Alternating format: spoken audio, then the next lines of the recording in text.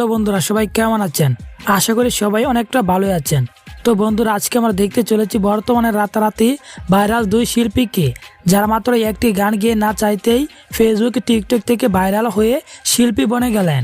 আর বর্তমানে তাদের গানগুলো ফেসবুক, ইউটিউব, টিকটক কাঁপিয়ে যাচ্ছে। ভাঙ্গা দিয়া আমার অন্তর কার বুকেতে বান্ধিয়া ঘর। তো যাই হোক বন্ধুরা, আজকে আমরা দেখে নেব এই দুই শিল্পীর মধ্যে কার কণ্ঠে কে সেরা। তাই বন্ধুরা, ভিডিওটিতে একটি লাইক দিয়ে চ্যানেলটি সাবস্ক্রাইব করে পাশের বেল আইকন বাজিয়ে পুরো ভিডিওটা দেখতে থাকেন।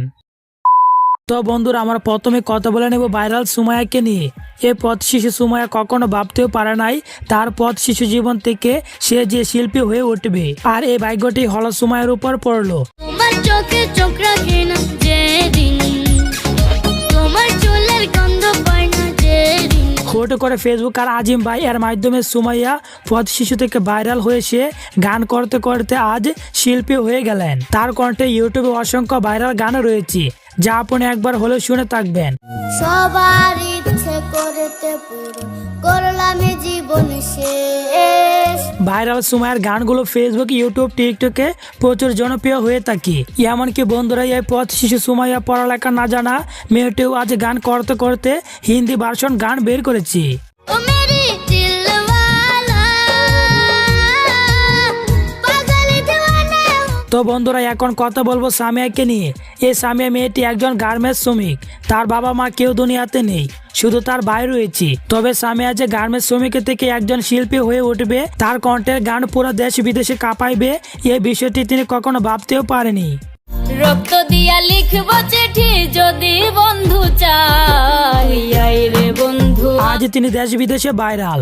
টিকটকে তিনি ভাইরাল গানগুলোর সাথে নিজের কণ্ঠে ভয়েস দিয়ে গেয়ে যেতেন। এইভাবে শখের বসে নিজের বয়সে টিকটকে গান করতে করতে হুট করে তার বয়সে ভাইরাল হয়ে যায়, আর সেখান থেকে সামিয়া আজ শিল্পী। প্রীতি যে কি যন্ত্রণা, যে করে সে জানে। আজ সামিয়ার কণ্ঠের গান দিয়ে হাজার হাজার মানুষ টিকটক করে যাচ্ছে।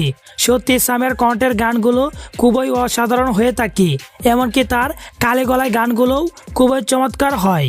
ভাঙ্গা দিয়া আমার অন্তর কার বুকেতে বান্ধিয়া ঘর, ভালোবাসার করলি রে দাফন, একটুও তোর নাই রে মায়া।